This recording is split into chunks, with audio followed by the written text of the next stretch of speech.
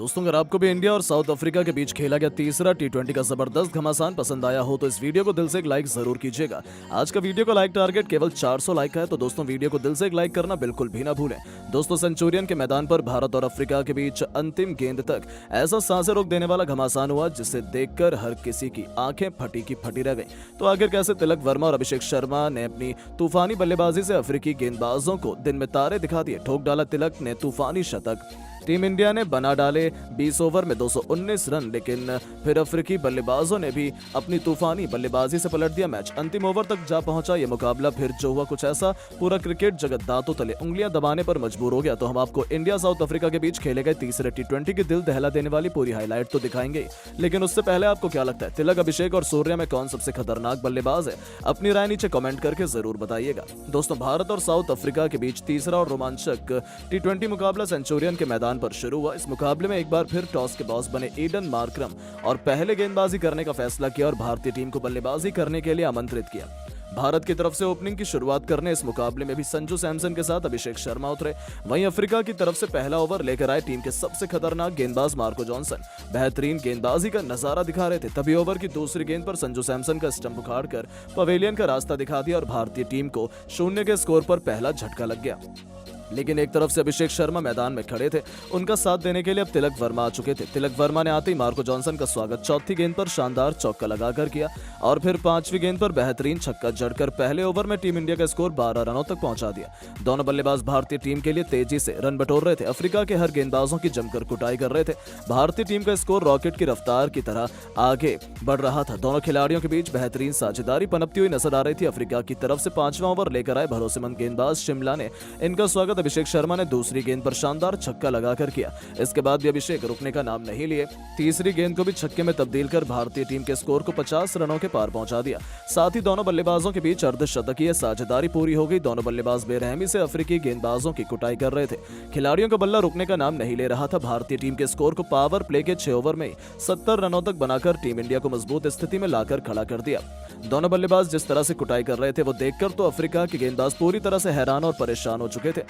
कुटाई करते हुए भारतीय टीम के स्कोर को 8.1 ओवर में 100 रनों के पार पहुंचा दिया।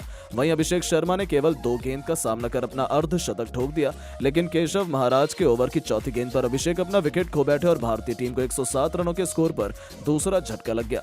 100 रनों की बड़ी साझेदारी दोनों बल्लेबाजों के बीच टूट गई। अभिषेक टीम के लिए 50 रन बनाकर पवेलियन लौट गए, लेकिन तिलक वर्मा अभी भी मैदान पर टिके हुए थे। इनका साथ देने के लिए सूर्य कुमार यादव आ चुके थे, लेकिन सूर्य कुमार यादव टीम के लिए केवल 1 रन बनाकर सिमलाने के शिकार हो गए और भारतीय टीम को 110 रनों के स्कोर पर तीसरा झटका लग गया।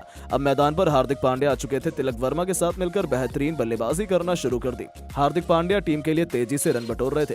देखते ही देखते भारत का स्कोर इन दोनों बल्लेबाजों ने मिलकर 11 ओवर में 120 रनों तक पहुंचा दिया। हार्दिक पांड्या आक्रामक अंदाज में नजर आ रहे थे। उनके बल्ले से तेजी से रन निकल रहा था। वहीं तिलक वर्मा भी अपने अर्धशतक की तरफ बढ़ रहे थे और देखते ही देखते तिलक ने केवल 32 गेंद में अपना अर्धशतक ठोक दिया।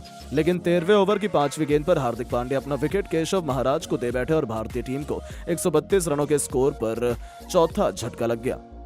लेकिन तिलक मैदान पर टिके हुए थे। उनका साथ देने अब रिंकू सिंह आए। इन दोनों बल्लेबाजों ने मिलकर धीरे धीरे टीम के स्कोर को आगे बढ़ाया। तिलक वर्मा तेजी से रन बटोर रहे थे। केशव महाराज की जमकर कुटाई करते हुए भारत के स्कोर को 15 ओवर में 154 रनों तक पहुंचा दिया। तिलक वर्मा एक अलग अंदाज में खेल रहे थे। अफ्रीका के हर गेंदबाजों की जमकर कुटाई कर रहे थे और अपने शतक की तरफ बढ़ गए। वहीं तिलक और रिंकू के बीच 50 रनों की साझेदारी भी पूरी हो गई, लेकिन रिंकू भी तिलक वर्मा का साथ छोड़कर पवेलियन लौट गए। टीम के लिए केवल 8 रनों का योगदान दे सके। अब मैदान पर नए खिलाड़ी रमनदीप सिंह आ चुके थे और आते ही शानदार छक्के से अपना खाता इसके बाद भी खोला। वो रुके नहीं। अफ्रीकी गेंदबाजों की धज्जियां उड़ाते हुए वो भारत के स्कोर को 18.3 ओवर में 200 रनों के पार पहुंचा दिया। वहीं तिलक वर्मा ने भी अपना शतक केवल 51 गेंद में ठोक दिया। इसके बाद भी तिलक वर्मा का बल्ला नहीं रुका। अफ्रीका के गेंदबाजों की कुटाई करते हुए भारतीय टीम के स्कोर को 20 ओवर में 6 विकेट पर 219 रनों तक पहुंचा दिया और अफ्रीका के सामने कभी न हासिल कर पाने वाला लक्ष्य खड़ा कर दिया। यह लक्ष्य देखकर अफ्रीका की टीम पहले से ही हार मान गई, लेकिन ओपनिंग की शुरुआत करने मैदान पर रियान रिकल्टन के साथ रीजा हेंड्रिक्स आए। वहीं भारत की तरफ से पहले ओवर लेकर आए अर्शदीप सिंह, मगर इनका स्वागत रीजा हेंड्रिक्स ने दूसरी गेंद पर शानदार चौका लगाकर किया और टीम के स्कोर को आगे बढ़ाया। लेकिन उसके बाद अर्शदीप ने शानदार गेंदबाजी की। पहले ओवर में अफ्रीकी केवल 7 रन बना पाई। दूसरा ओवर विकेट की तलाश में लेकर आए अफ्रीका हार्दिक पांड्या, लेकिन इनका स्वागत रियान रिकेल्टन ने पहली गेंद पर शानदार चौका लगाकर किया। लेकिन उसके बाद हार्दिक पांड्या ने बेहतरीन गेंदबाजी की और 2 ओवर में अफ्रीका की टीम ने 17 रन बनाए। तीसरा ओवर लेकर आए एक बार फिर अर्शदीप सिंह, लेकिन इनका स्वागत रियान रिकेल्टन ने पहली गेंद पर शानदार चौका लगाकर किया और अपनी टीम के स्कोर को तेजी से आगे बढ़ाया। इसके बाद भी वो रुके नहीं, 5वीं गेंद को छक्के में तब्दील कर दिया। अफ्रीका का स्कोर तेजी से आगे बढ़ रहा था। मैच में धीरे धीरे पकड़ मजबूत करते हुए नजर आ रही थी, लेकिन तभी ओवर की अंतिम गेंद पर अर्शदीप सिंह ने रियान रिकेल्टन को क्लीन बोल्ड कर पवेलियन का रास्ता दिखा दिया और भारतीय टीम को पहली सफलता 27 रनों के स्कोर पर दिला दी। अब मैदान पर नए बल्लेबाज कप्तान एडन मार्करम आ चुके थे। वहीं भारत के लिए चौथा ओवर लेकर आए हार्दिक पांड्या, बेहतरीन गेंदबाजी की, बल्लेबाजों को खूब परेशान किया, लेकिन अब भारतीय टीम को विकेट की तलाश थी।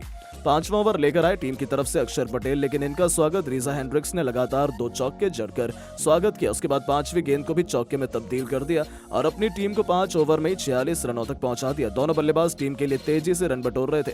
मुकाबला धीरे धीरे पलटा हुआ नजर आ रहा था, लेकिन विकेट की तलाश में सूर्य कुमार यादव ने अपनी बेहतरीन गेंदबाज वरुण चक्रवर्ती को बुलाया और आते ही वरुण ने रीजा हेंड्रिक्स को पवेलियन का रास्ता दिखाकर टीम इंडिया को दूसरी सफलता 47 रनों के स्कोर पर दिला दी और एक बार फिर भारतीय टीम मैच में वापसी करती हुई नजर आने लगी। लेकिन अब मैदान पर पिछले मैच के हीरो रहे स्टब्स मार्करम का साथ देने आ चुके थे।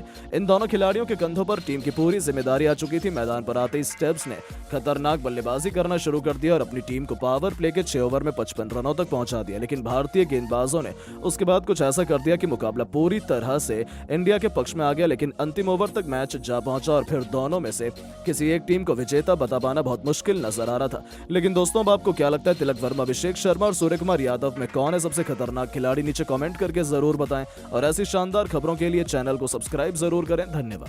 दोस्तों, अगर आप भी सूर्य कुमार यादव और संजू सैमसन के फैन हैं तो हमारे इस वीडियो को दिल से एक लाइक जरूर कीजिएगा। दोस्तों, गुस्से से बौखलाए संजू तीसरे T20 में साउथ अफ्रीका पर कहर बनकर टूट पड़े। अपनी धाकड़ बल्लेबाजी से शतक जड़कर किया ऐसा कारनामा पूरी दुनिया दंग रह गई।